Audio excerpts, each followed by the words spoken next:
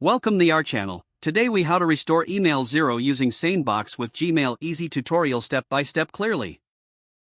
To restore email 0 using SaneBox with Gmail, begin by logging into your Gmail account.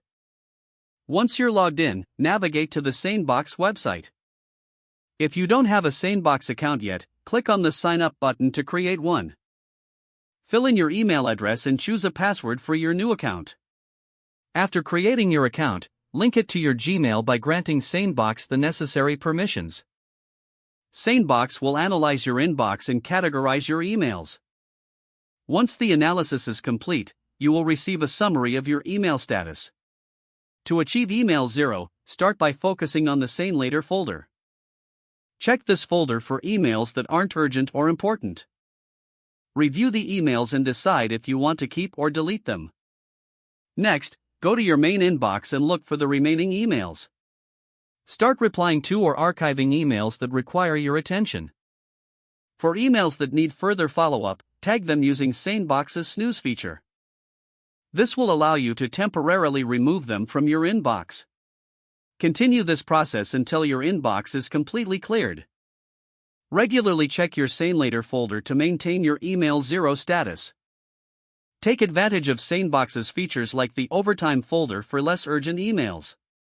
By consistently managing your emails this way, you will maintain a clean and organized inbox. This method will help you achieve a more productive email experience.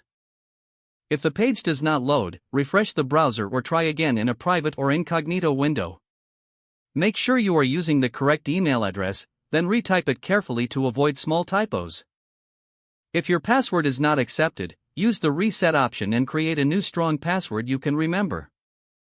Check your spam folder for verification or security emails, then complete any requested confirmation steps. Enable two-factor authentication if available to improve account security and reduce unauthorized access risk. After signing in, review your profile details so your contact information and settings are accurate and current.